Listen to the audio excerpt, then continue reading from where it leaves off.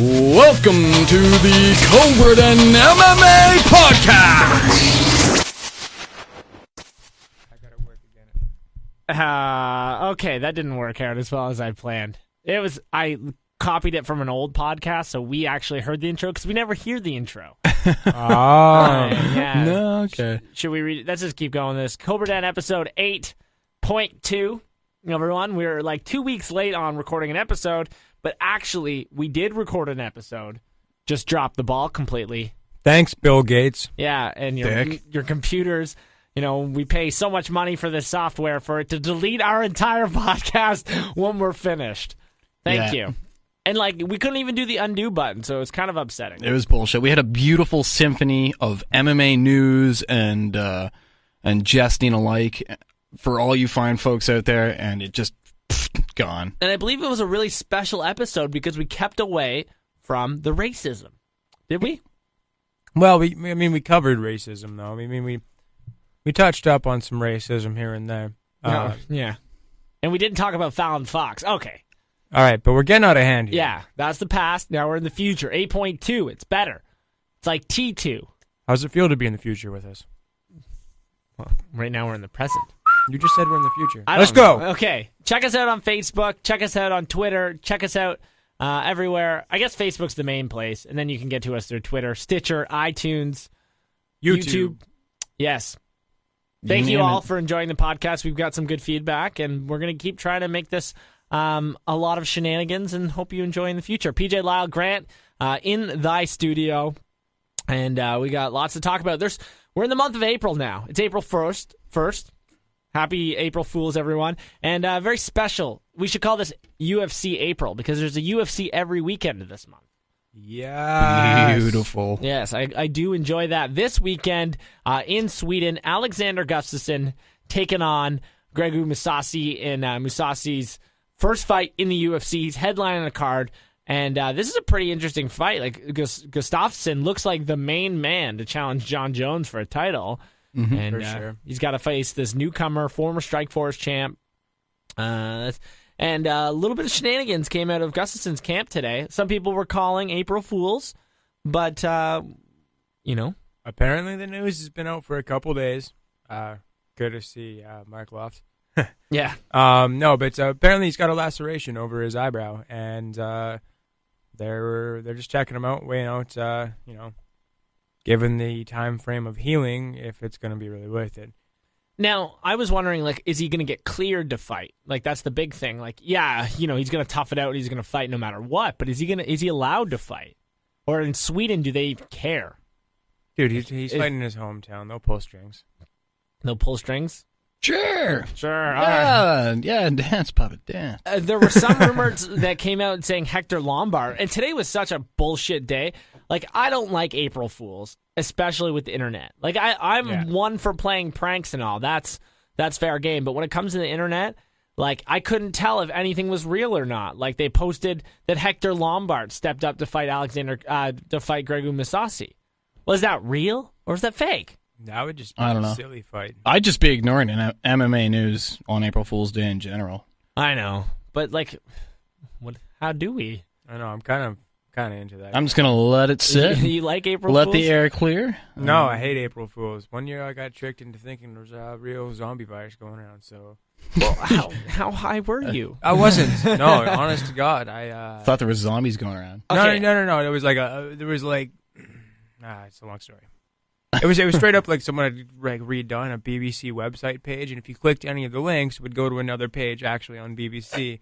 It was just so happened this one wasn't actually from BBC, right? And it wasn't on April Fools anymore. Oh, so I had received this post April Fools and going, oh shit. That's pretty cool. This little weird virus. No, it wasn't even real. Well, that's someone with too much time on their hands. Yeah, that's too complicated for me. I just like saran wrapping the toilet seats so when somebody poops. Classic, yeah. The simple classics, beautiful. I saw the best one today. We're getting off topic, but who gives a shit? It was like a Tupperware container with tinfoil on it, and it said, here, have some brownies, right? And then when they opened it up, it was just cut out E's on construction paper that was brown. So it was brown E's. I was like, that one was good. That nobody got hurt. You know what an awesome April Fool's would be? If they got If they got somebody to say that, like, Liz Carmouche was signing autographs and they made Uriah Faber show up. Yeah, that would be funny. That'd be an awesome April Fool's. Yeah. I don't like April Fools, especially with the internet. It's not fair. And the Cobra Den, even though we're a comedy MMA podcast, we didn't do any shenanigans on the fucking site. No, well, I don't want to. We have a very small group of followers, and we love you all very much. So we're not gonna fuck with you. I don't want to fuck with you. Yeah. So, like, still not barely confirmed listening as it is. if Alexander Gustafsson's fighting this weekend or not. Nobody said anything because I think now MMA sites are staying away from the MMA news. I guess we'll find out more tomorrow, but, like, where'd this rumor of Hector Lombard come from, or is it some asshole being an asshole telling us that Hector Lombard's fighting Greg Mousasi this weekend? That would be a joke. And that changes up the fight. Now we got a striker against a grappler. Like, where right now it's a striker versus striker. I'm just saying. Just saying. Who you guys got in this fight? Oh, man, that's a tough one. That's a lot of pressure to put on Gegard Mousasi in his first fight in the UFC. Hi, welcome. Here's Alexander Gustafsson. In his hometown. In his hometown. But on the other hand, he's got a wealth of experience in the game. I've been watching this guy fight for a while. I watched him fight Melvin Manhoef. I've seen some ups and downs. I saw him fight, I saw him lose to King Mo, and that was kind of depressing. But even though he threw more punches than King Mo. Like he had way more strike output, but the takedowns prevail, unfortunately. And I don't know. I think this could go either way. I'm really excited to see how Gegard performs. I mean, sometimes people get octagon jitters, but to be honest, I kind of expect Alex to take this. Yeah, he looks like he's the real deal. Like, just defeated Shogun and he dropped Shogun early, but Shogun was wearing red shorts, so it doesn't count. Yeah, I don't know. It wasn't like, I don't know. That was the first bad boy versus bad boy fight name in Valley Trios. Yeah. No, ever. Ever. Bad boy never lets their fighters fight each other, and that was the first time that it had ever happened. Really, I didn't know that. Yep. Seems like they've been avoiding a lot. Yeah, it's too bad the wrong guy was on the losing end there. Yeah, that's depressing on our part. But in that regard, though, I completely agree. Alexander Gustafsson's probably going to take that fight for sure. I got to go with Mousasi. He's got something to prove. Man, you got nothing. You got something to prove, nothing to lose. That rhymed. Yeah, rapper PJ in the house, little Peach. PJ the DJ, little Peach. Yeah, he's going into Sweden. He's going to fight this number one guy. Like, he can take the number one spot. If he beats Gustafsson this weekend, they'll be calling for him to fight John Jones, and he's very technical striker. And I've even seen some of his ground stuff. Like King Mo. Yeah, he didn't look that good, but.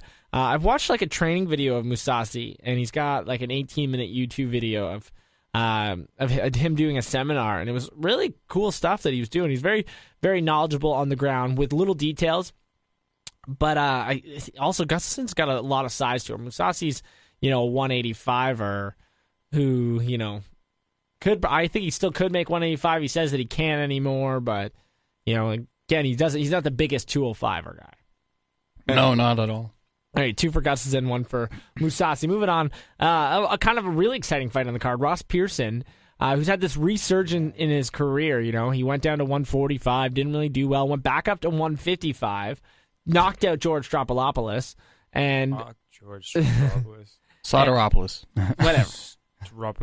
He didn't win, and now he's fighting the man, his son, Ryan Couture. Oh, yeah. That's big fight badass for Ryan on this. Yeah, huge fight for Ryan. That's going to be interesting to see how he stacks up. I mean, that's a big test for him to coming into the UFC. Yeah, Ross Pearson's he's been doing really well, but going up against Ross Pearson, that's a pretty big test. Yeah, and Ross just looks like a more natural fighter at 155 than he does at 145. Like, yeah, you can make 145, but if you're fighting better at 155, well, maybe you should stay there. And that's always the debate. Everyone says, smaller, going to a lower weight group is better, but sometimes I've talked about this before. Sometimes you just have to find your natural weight, and it seems like Ross Pearson's had his most success at 155. And Ryan Couture, the big thing is Randy going to be in his corner. Now, Randy's not allowed to be in his corner according to Dana White, but can Dana really stop? I guess Dana can do whatever he wants. Yeah. I don't know if that probably won't stand, though. I hope not, at least. Yeah, it's really seems kind of petty and childish. Well, really we all know Dana White is childish, so yeah, he is. We love him, but he is a little bit of a baby. Also on the card, Matt Metronome versus Phil DeFries. And this fight was originally supposed to happen, but I think an injury bug happened, and then Metronome stepped up to fight Carwin, and fights happening. Metronome coming off another loss in his career. Is that 2 straight losses for him now? I think so, yeah. Yeah, because he lost to that big guy. Black guy, France guy. Why can't I think of his name? Czech Congo? Thank you. Czech Congo, and then got knocked out by Roy Nelson. Yeah. Right. Yeah. So it looks like he's taking a little bit of a step down in competition, but, he's still Matt Metronome. I don't know. Phil DeFries hasn't really impressed me either. No, he came in, I thought he was going to do a lot better than he has been. I'm going to have to give that one to Matreon, to be honest. I think Matreon is a really good fighter. He's very athletic. He's not a great fighter. He's not very technical, but he's very athletic. He's adapting really quickly. All his competition's been in the UFC, and Yeah, all his fights have been in the UFC, except for one, I think. Yeah, no, that's pretty impressive. Like, that is your starting ground. Also on the card is Brad Pickett versus the Hulk, Mike Easton. That one's going to be a cool fight. Awesome Mike Easton's fight. always such an exciting fighter, and Brad Pickett as well. Pickett. Yeah. Who you guys taking in that one? That's the important one. I think that Easton's going to end up taking that one just because of his wrestling. They're both great stand-up. They're going to go to war, but, Easton's going to land takedowns in every round. And also on the main card, we're just going to stick with the main card today. Brando versus Garza. Garza coming off a big, big win to Mark Hominick. And, Mark Hominick kind of lost himself that fight. Yeah. Came out really strong in the first round, almost knocked out Garza. And Brando, Ultimate Fighter winner, still very young. I think he's won and lost one in the UFC. But, Brando got a very good jiu-jitsu. I don't think that's going to matter against Garza. I got to give Garza the jiu-jitsu edge, but striking-wise, you got to give it to Brando. Yeah, the big thing here, I think, the biggest thing in this, I think they're both great on the ground. They're both good on the feet. But the reach is going to be the huge thing. I mean, Garza's just a huge lanky guy for that division. He's got a lot of reach. The reach poses a huge threat for everyone in that division, and I think that might be the deciding factor in the fight. You think so? I think so. I gotta give it to Brando. That guy's a fucking psychopath. He is a psychopath. If we all forget what he was like in the house, he tried to kill people in the house. Yeah, no, he's an amazing fighter. I think if he can get him the inside, he wins. But I think the reach might do it. Alrighty, moving on. Some interesting fights were signed this week. UFC 162 is looking like to be the card of the summer. Always is. When they put Anderson Silva on it. It's going down in July. Anderson Silva versus Chris Weidman. They just added 2 fights. A lot of big fighters on these 2 fights, both featherweight fights, but it seems like the fights are a little bit off. Frankie Edgar, former lightweight champion, taking on Charles Oliveira. And then we've got Cub Swanson versus taking on Dennis Seaver. What was Joe Silva smoking? I think he's trying to say, it looks, in my opinion, they set it up like they're giving Frankie Edgar a fight, they're tossing him a fight, get him bouncing back, get him back into everyone loving him again, and then put Seaver against an amazing Swanson, and that's a huge fight. Like those 2 fighting together, I think that's still a good fight. I think it should be the other way around. But, it should have been Cub Swanson versus Frankie Edgar.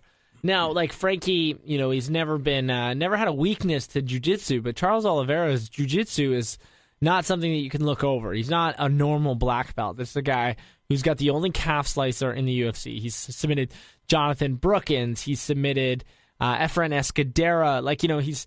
He's very, very talented on the ground. Yeah. And Frankie Edgar, great wrestler. He's never been submitted. He had BJ Penn on him, never got submitted. Ben Henderson, but again, Charles Oliveira, very sneaky, very crafty. He's not like a BJ Penn, where BJ Penn will pass your guard, and Charles Oliveira can submit you from anywhere. Yeah. Well, not that BJ couldn't, but you guys know what I'm saying. It's a different craft, different approach for sure. And Oliveira knows he's got one tool to win this fight. He knows he can't stand up with Frankie Edgar. He's going to get knocked out. Oh, yeah. So he might use his jiu-jitsu more than a BJ Penn would. BJ Penn knows that like he can outbox you or he can submit you, so maybe he doesn't focus as much on one. Frankie's such a good wrestler too. How are you going to get Frankie down other than pulling guard? Yeah, we've seen him pull guard before. We've seen him. I think it was the Escudero fight where he even just hopped on the guy's back. Yeah, but this is Frankie. This is the guy that kicked BJ Penn's feet out from under him. Like he's not Escudero. Like I think with Frankie's wrestling ability, he's going to be able to stifle all of Oliveira's attempts if he wants to. I'm gonna give this one hands down to Frankie. I think it's gonna be Frankie, just picking his shots for 3 rounds, gets a unanimous decision. But I just saying out there, just being a little bit of an analyst and a therapist. I'm a therapist? An anal rapist, yeah. You can catch Analrapist. Analrapist, yeah. When you write that out. Yeah. Yeah, that was a very good Arrested Development quote, yeah. Funk. I'm just saying, you gotta worry a little bit about Charles Oliveira on the ground. No doubt. Yep. And Cub Swanson, I think he's taken, he just fought Dustin Poirier. Like, he should be taking, a big step up. Yeah. And, Dennis Seaver, who's been, lately. Yeah, when Dennis Seaver's on, though, he's an exciting fighter to watch. Meanest liver kick in the game. Mm-hmm. Yeah. But Cub Swanson's so diverse. I mean, it just seems like he's on such a tear right now, so much momentum. It's hard to imagine him being derailed by Dennis Seaver right now at this point. But I'd like to see. I've seen weirder things happen. You're 100% correct. I would have liked to see Eric Koch thrown into this mix a little bit. Yeah, I think he's a bit bigger of a name. Like Frankie Edgar versus Eric Koch would have been a much better fight. Both coming off of losses, or Dustin Poirier. Charles Oliveira. I don't think he's.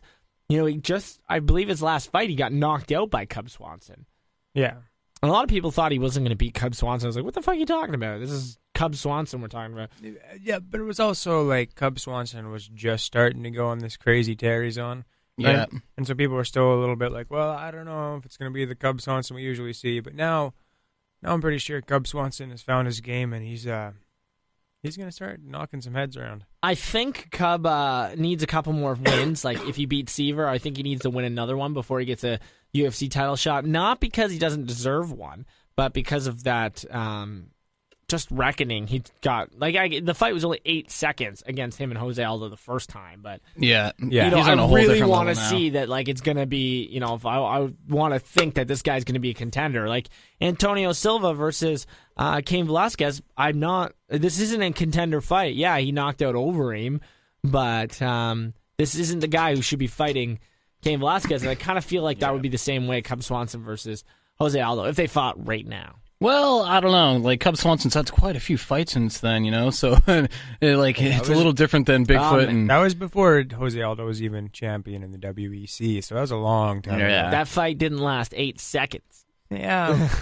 That happens for a lot of people. Jose Aldo's coming in party. When you've got someone's number, though, he sees a double flying knee. You got someone's number. He's gonna see something again against Cub Swanson. I don't even know if he saw anything. I think he just ran and threw a double knee. No, I think Jose is just too good. I think he oh, there, my flying double knee. Oh. Anyway, he's a fucking wild man. Anyways, 162 looks like it's going to be an awesome card. Another interesting fight signed this week: Ken Shamrock versus Ian Freeman. Now, if you don't know who we're talking about right now, I'm sure you've heard the name Ken Shamrock. He used to fight in Pancrase. In the UFC Hall of Fame, his brother Frank kind of helped raise Strikeforce. His brother Frank's retired. Ken hasn't fought since 2010, and that was a loss. Hasn't really fought much, in the last decade.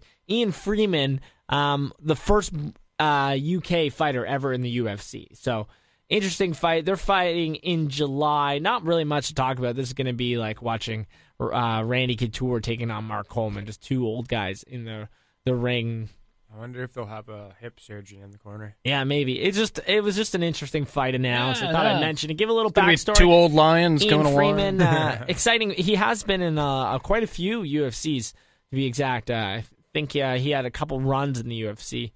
But this is, a fight 10 years in the making that they're going to sell it. And I don't believe they've announced the show that it's going to be on, but probably some no-name card. Also, what else is going on in the world? Can we talk about the Hayabusa gi? Or we've moved on to that point? Let's do that. Okay, so everyone knows the ugly GSP gi that he walked in on UFC 158 against Nick Diaz. Grant, I had to call it an ugly gi, right. but it was a Rising Sun gi. To most people, seems like a huge big deal. Like Hayabusa had a black and white Rising Sun gi, but now this red and white one seemed like a little bit of controversy against our man, the Korean Zombie. And we love the Zombie because he's awesome, and two, we met him, and he was the nicest guy in the world. Maybe said a word. I think, did he say at least a word? Hi, hello, or something like that. Yeah. I don't know. It was pretty, you didn't know. It was very brief. Yeah, I wanted him to sign my UFC glove, and he was looking at it like it was, something he'd never seen before. And he's like, "Where would you like me to sign?" Is that what he said to you? Yeah, it was like on the palm there, bud. That's a couple not words palm, over. on the knuckle. Anyways, so he sends George St. Pierre probably a letter that he had to ship over from a boat. Probably. Well, he's Korean. In Korea. Yeah, they're pretty advanced. Come on. I thought that was gonna get a rise out of you two. No, I didn't even really get a rise out of me. You're trying to get the Trying to controversial incite notes controversy. Well, yeah, come on. I love the Zombie, but I gotta be racist. Yeah, that you gotta be racist. Anyways, dear Mr. George St. Pierre, this is this letter from the Korean Zombie. Hi, my name is Chang Sung Jung from South Korea. As one of many Koreans who like you as an incredible athlete, I feel like I should tell you that many Korean fans, including myself, were shocked to see you in a gi designed after the Japanese Rising Sun flag. For Asians, this flag is a symbol of war crimes, much like the German... Lyle, do you know how to pronounce that word? Hey, Yukin flag? Nazi flag. Okay, thanks. Did you know that? I hope not. Just like the Nazis, the Japanese also committed atrocities under the name of militarism. You could easily learn what they have done by Googling. Quotations, please do. Although it's only the tiny tip of an enormous iceberg. Furthermore, the Japanese government never gave a sincere apology, and still to this day, so many victims are dying in pain, heartbroken, without being compensated. But many Westerners like to wear clothes designed after the symbol under which so many war crimes and so much tragedy happen, which is ridiculous. I know most of them are not militarisms. I know most of them do not approve unjustified invasion, torture, massacre, etc. They're just ignorant. It's such a shame that many Westerners are not aware of this tragic fact. The Rising Sun outfits is as bad as wearing clothes with the Nazi mark on it, if not worse. Since you're influenced by Japanese martial arts, I understand you wearing your headband designed after a Japanese flag. But again, the huge rising sun on your gi means something else. Many people say GSP is the best welterweight fighter throughout history, to which I totally agree. This means you have a great influence on every single fan of yours around the world, and I do believe wearing the symbol of war crime is a very bad example for them, not to mention for yourself. What do you reckon? Do you want to wear the gi next time? Big words from Chang Sung Jung, and I was surprised he would compose such a proper English letter there. I couldn't even do that as well, and I've lived here for 23 years in Canada. Well, it is a somewhat delicate subject. He was trying to be like, listen, I understand it's fully out of ignorance, but you see what's going on here. Yeah. GSP, always the gentleman, responded back in kind, I believe. Mm-hmm. Yep, and apologized. Agreed. Yeah, apologized, as GSP is one to do, and yeah, said he wouldn't wear it again. Yeah, the gi was his toughest opponent, and he looks forward to seeing it in the octagon. And put up a good fight in the walkout, but it will be cast aside in future. And the big thing, and I'm not a big fan of Hayabusa clothes. We talked a little bit this on episode 8.0 before we had to redo it. Fucking thing. I'm not a huge fan of Hayabusa clothes. It's extremely overpriced, and the quality, it looks amazing, but the quality is always wear and tear, except for the shin pads. Super comfortable. Yeah. I've read the reviews on the other Rising Sun gi that they had. A lot of people saying, I've worn it 4 times, it's already ripping. And if you're paying $300 for a fucking gi, it's got to wash your car for you. It should be top quality. I do recall one doing that once. Yeah. You never know. And you're not using it right. I've seen so many people come in and out of martial arts gyms, and they'll spend $200 on Hayabusa gloves because they think they're the best. And by the time that they've left in 2 weeks, they're already getting wear and tear on them. Yeah. I'm getting aside the fact of cocksuckers. I'm doing a little review on Hayabusa, so I'm just giving you a little backstory on how much I don't like Hayabusa gear. Yet they come out and take full responsibility for this gi, saying that they told GSP to wear it. They apologized. They did not know. And they'll be pulling the gi from product. And I'm sure that's going to cost them quite a bit of money because I'm sure they had a few sitting in boxes, paying for the design and all that stuff. So for them to pull a product like this that they've paid for GSP to wear, that probably cost a pretty penny. Yeah, still a smart move on their part if they want to, like that. If they don't do it now, that could come back to haunt them sooner rather than later. And they could just remarket, rebrand them, make them into spiders. How do they do that? The sun with all the things coming out, make it into a spider. But who's going to buy a spider like that? I don't know. Some dumb kid. Okay. So now they're branding to retards. Yeah, well they've already branding to racists, so I guess so. Anywho, so that was cool on Hayabusa's part, cool on the Korean Zombie's part. He's fighting on 162, I believe, against Ricardo Lamas, our boy. Go Zombie, go! Awesome fight.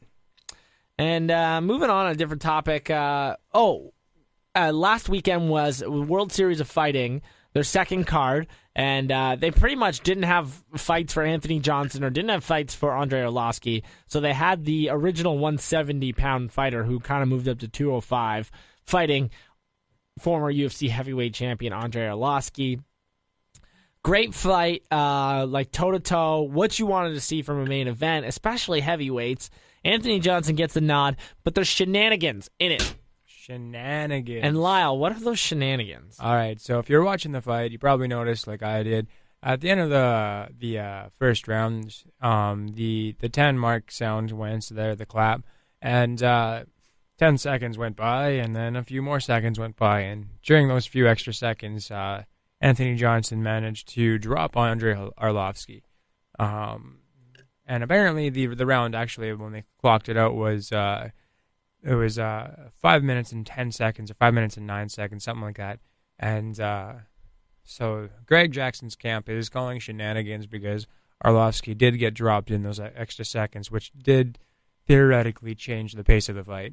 Yeah, as well as the scorecards. Yeah. Probably, I mean.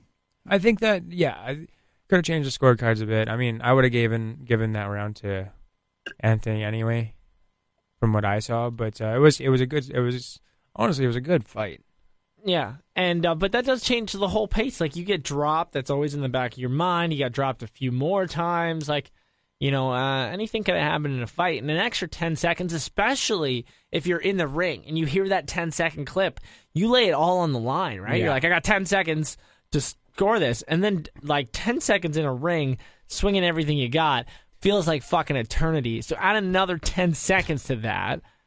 Two eternities. Anthony Johnson should have just argued, that he had to put that much more energy out in those 10 seconds of fury. It's not Anthony Johnson's fault by any means. It's the fucktard in the ring. Like, whoever was working that, holding the clock in their hand. Whoever had the bell was just like... Fell asleep. Yeah, what, do they not have a fucking iPhone? Like, every clock now. Probably Joey Diaz. Yeah. Anyway. Like a couple of athletic commissions have come out and said, well, yeah, we see that there's a mistake. You can easily watch the first round and click start on a timer, and at the end it's 5 minutes and 10 seconds. But they said they don't really care. That's pretty much what they came out and said. Like, there's not much we can do. Can't go back and redo the fight. Can't turn the fight into a no contest because of a 10 seconds. Right. And it's really a shame that like a flaw like that can go unnoticed in the fight. Can cause if it was just an extra 10 seconds and nothing happened, I can understand. But he got knocked down and he still had to fight 2 rounds. Like, I don't know. Yeah, Well, but the athletic commissions are kind of right. What could you do? Well, I tell you what to do right now. Could suspend the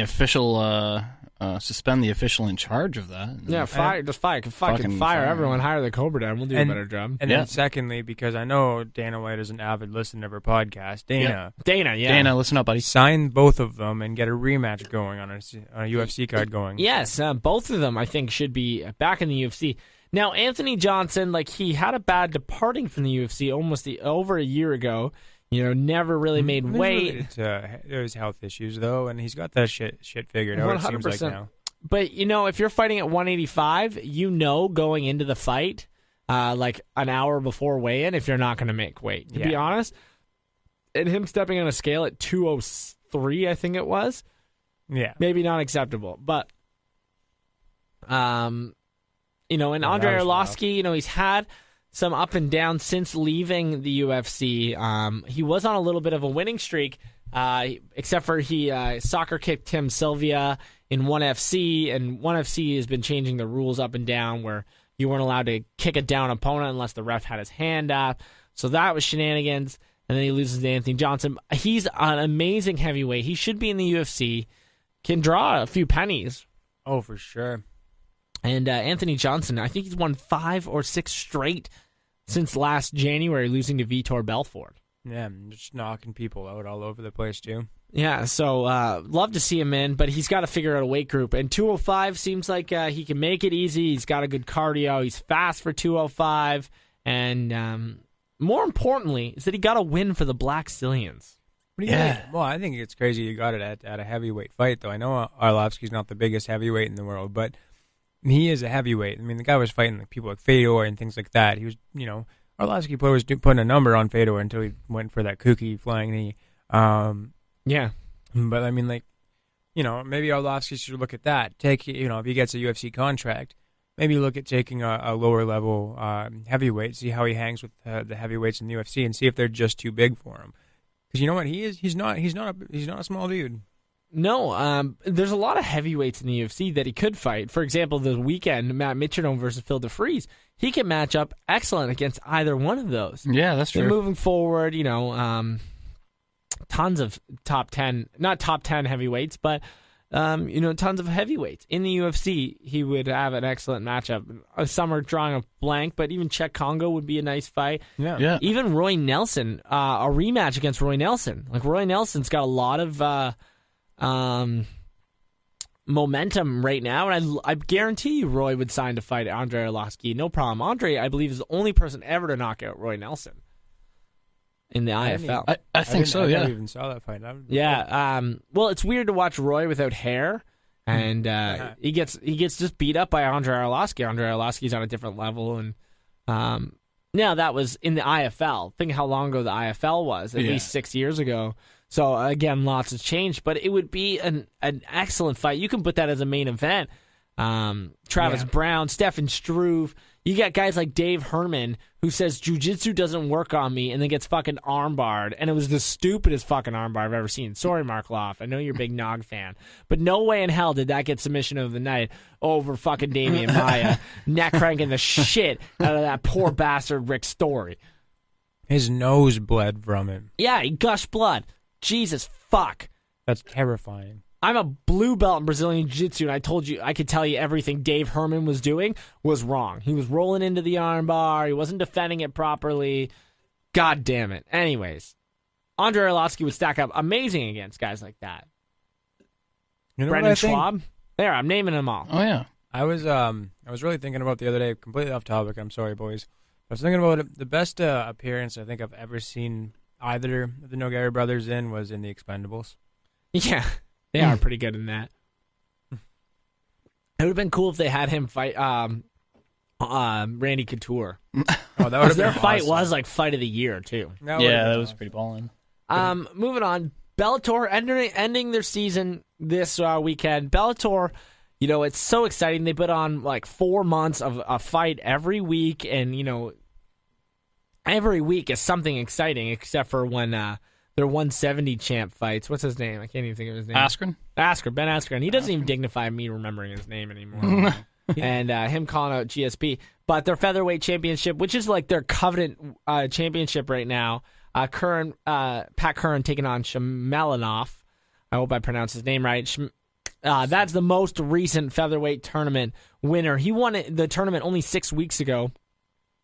A little bit of a logjam in that featherweight division. Originally, Patricio Pitbull won the championship. Then he got injured. Pat Curran won the... Sorry, let's rewind. Joe Warren's the champ, right? Joe Warren's the champ. Patricio Pitbull wins the tournament, supposed to fight Joe Warren, gets injured. Pat Curran wins the tournament, fights Joe Warren, knocks him out. Then Daniel Strauss wins the tournament, but he's still got to wait for Patricio to fight. So Patricio fights Pat Curran, and then Daniel Strauss is supposed to fight Pat Curran, but then he gets arrested and injured, so he can't fight Pat Curran. So now this other guy who won 6 weeks ago is fighting Pat Curran.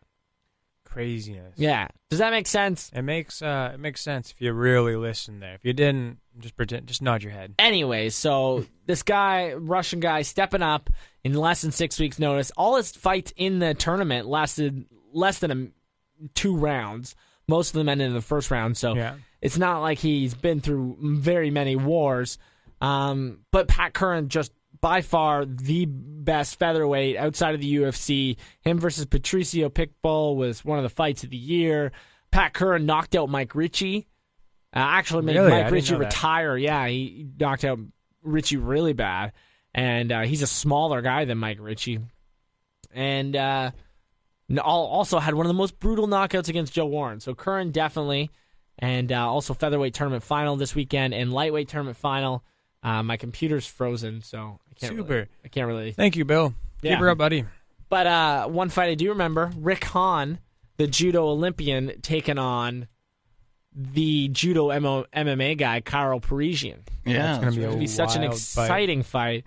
And I don't know whose judo is going to reign supreme. Ronda's, okay. Yeah. Recycled joke. You didn't hear it because Bill Gates ruined our last podcast, but I said that last time too. Yep. Yeah. But I'm not a fan of Steve Jobs either, so I stopped talking bad about Bill Gates, bud, because I'm sure he'd give us a good left hook. And also this weekend, ONE FC Kings and Champions. What a stupid name for a card. Hey, Grant? Well, I don't know. I've heard worse. Kings and Champions? Kings and Champions. That's a good name for a card. I thought it was cheesy. Well, it's a little cheesy, but they're going to be Kings and Champions. All right. Shinya Aoki taking on Boku. For the lightweight championship. Going to be an exciting fight. If you don't know who Boku is, you can Google him, but be careful. If you spell Goku, you're getting a badass TV show. Yeah, that's true. And if you don't know who Shinya Aoki is, you shouldn't be listening to this podcast, and you should immediately go home and YouTube Shinya Aoki and just type in arm breaks, and you've got a 4-minute video right there. It's a cool thing about the internet is actually you don't have to stop listening to this podcast, and you can actually just open up a new tab. Yeah, the internet has helped multitasking a lot, and it's also helped April Fools become the biggest pain in the ass in the world. Fuck you, April Fools. Yeah, die. So 3 big cards on this week. All of them going to be exciting. And the UFC on Saturday night. For sure. I wanted to bring up, because I just wanted to talk about them, and I did it last time. But no, also in the Bellator thing, though, one of my new favorite Bellator fighter, Manuel Hardcore Newton, won. He won it in the finals there, so now he's running into, he's fighting for the light heavyweight championship against Attila Vey. They haven't announced that date yet. That'll probably be in the new season, whenever the new season starts back up. Probably around the summertime. Which will be awesome. I really like them on Spike now. The only problem is when they were on, what channel were they on before? MTV? You could watch it online on Spike, but now that it's on Spike, you can't watch it online on Spike. Yeah, they show the prelims, and then they're like, yeah, you got to watch it on Spike now. Which makes no sense. They should cater to people like us who can't afford cable. Well, Viacom. And if you ever want to understand why that happens, go on YouTube, type in Dana White Viacom. Okay. And then he'll just rant and rant and rant and rant. That's why. Dana White should do stand-up comedy about it, man. Yeah, but I feel like he would just burst a blood vessel or have an aneurysm. Yeah, it would need a giant parental advisory sticker on it for sure. Yeah. Oh, yeah. You know what? One day we're going to play on the podcast him telling Loretta Hunt off. We got to find that video. It's harder to find than 2 Girls, 1 Cup. Really? They took a bunch down because they were like, oh, this is bad? Yeah. Well, he called someone a faggot in it. Yeah, he said he used the faggot word once or twice. Yeah. What else can we talk about this week? We can defend Joe Rogan because he's still getting a lot of sass about Fallon Fox. Yo Hogan? Joe Rogan's my hero, and I will defend him. Like, if Joe Rogan was a king, I would have no problem standing in the front line taking a spear to the face from Mel Gibson. Just saying. Wow.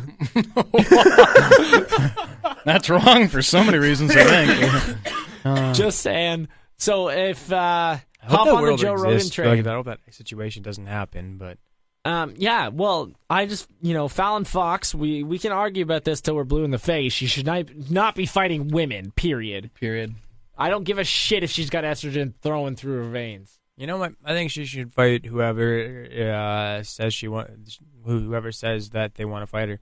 Kicking a dead horse. They've got to let her. Everyone's got to let her know, what her medical history is, and if they say, yeah, I'm at that weight class and I think it's okay to fight me, great, go for it. Brett Rogers. But as long as it's pre-known, go for it. No, I could fight Brett Rogers. You just because we know her as a girl. But think of any other male MMA fighter decides to cut off their ding-a-ling, take estrogen pills, and then go fight. Christina Cyborg Santos. I'm pretty sure she was born a woman. Oh shit! Really? Sorry, Christina. Don't hurt me. Bob Sapp decides that. Oh, I want to be a girl. That was my Bob Sapp. Dude, more like a Dracula. I think that Bob Sapp would lose to most heavyweight girls. Yeah, but. What just because he grew a little bit bigger boobs? Some people get to take TRT too. It's not that controversial. TRT is fine. I'm going to defend TRT on this. Well then, yeah, I'm just saying, as long as they agree to fight, who cares? I mean, but they're not agreeing to fight. That's the problem. If they don't agree to fight, then yeah, no, that's the thing. I think it should be a fight basis, and if it's an organization where. I don't know. Let that organization's girls take a vote. Do we want to fight this girl? If it's no, then sorry, you can't be in that organization. It's not sexist. It's about safety. Okay. Grant.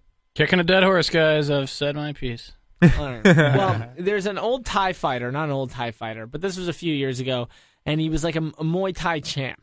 And I can't think of I don't know his name. Sorry, guys. But Joe Rogan spoke of this guy. He had his genitals removed. Did the same thing that Fallon Fox did. Became a ladyboy. Yeah, but what did he do? He continued to fight men. Yep. Did he do well? No, he got the shit kicked out of him. But he went out like a man in a skirt, but yes and okay. Went out sort of like a man. We've hit a wall in this argument, but I just don't think, I feel bad because everyone should be doing MMA. But it's not fair that she's, punching girls in the face when she's not a girl. Yeah. Sorry, Adam. She doesn't have that Y chromosome. Adam. Sorry, Adam. Yeah. I don't know, whatever. I think that, let's argue the feminist side of things, though. If you want to argue the feminist side of things, I think we, just let everyone fight each other. Fuck it. I don't think that'll work. I think Ronda equality. I think Ronda would beat Dominic Cruz, though, to be honest. Yeah, especially with his fucked up leg. Yeah. Anywho's, I think we're just running in circles now with this. Yeah, for sure. Pretty much.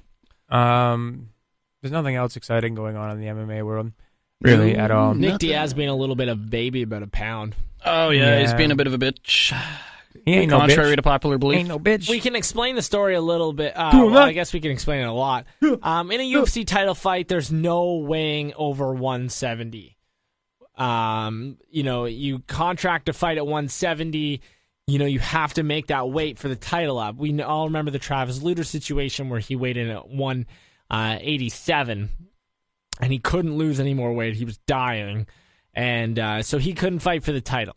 Now, the Athletic Commission in Montreal goes to GSP and Nick Diaz hours before the weigh-in and say, we'll allow the point difference. Because they don't, Montreal Athletic Commission does things a little differently. They don't take into account the points.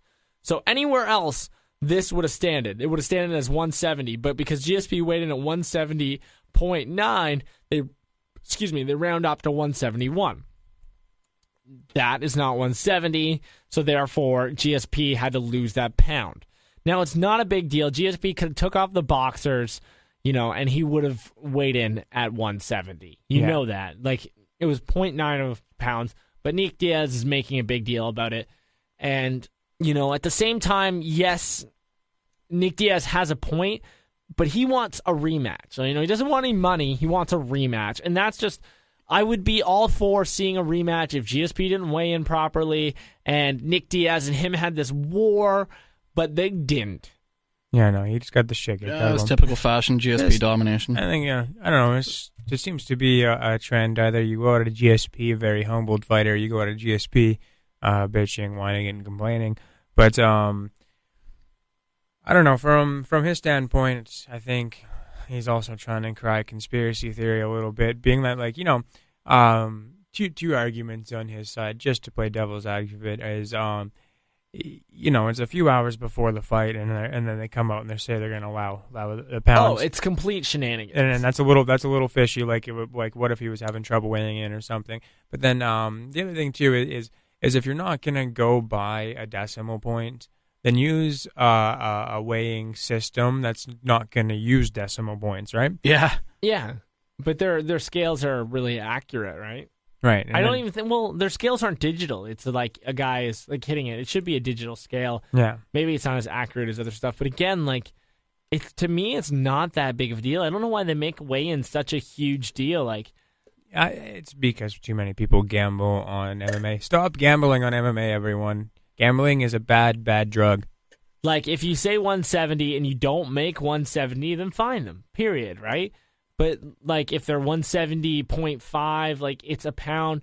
Like, I think it's supposed to make them, like, a size advantage, right? Like, 176 isn't right. But, if they're a pound off, it's not going to make a huge deal. I understand what another fighter is, if they want them to lose that extra pound, because it could affect their cardio a little bit more.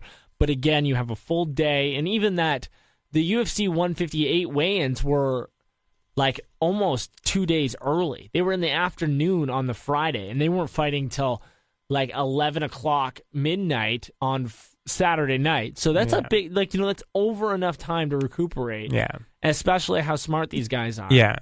I think, the argument really stands in exactly what you're talking about before, though. The Travis Lutter thing, like, he was 1 pound off and he just couldn't make it, kind of thing. And that's the situations that they're also looking at, right? Like, it's a different world now. They all know how to cut weight. They all know. They all got Mike Dolce on speed dial. Yeah, I don't see a big deal about it. GSP won the fight again. It wasn't like a close fight. It wasn't like GSP got tired, in the first round, and then again, we saw Dan Miller, the same card, took off his boxers, weighed in a whole pound later. Yeah. GSP, he could have just took off his boxers and he would have weighed in at 170.4. I think, and that would have rounded to one. I don't know. Probably works like the Blues Brothers. He probably can't do that. Like the Blues Brothers can't take off their shades. Okay. Yeah. Sure, GSP can take off his shorts. I'm sure he has a few times. But and GSP, like, a lot of people claim GSP injuries on why is, like, maybe it wasn't the most exciting fight of his career or most dominating performance. He claimed an Achilles tendon. I've seen him. And he also claimed abductor to hurt someone before. The flu, right? Anywho, he had a fever. He says he was fine. He didn't make excuses, which is I kind of like a little bit. And looks like he's going to be fighting Johnny Hendricks in September after he's done filming a little role on Captain America, The Frozen World, I think it's called. Hopefully it doesn't affect his training The Winter at all. Soldier, yeah. He still trains like a beast. And oh, I'm sure he will. Well, we better. Probably just be doing a bunch of capoeira. Yeah. All right, everyone. Thanks for the. Are we guys done? Yeah, we're done. I think that covers everything. Thanks for tuning in, guys. Yeah, we'll see you guys at next week episode. Neen. Keep it real. Love you guys. All right.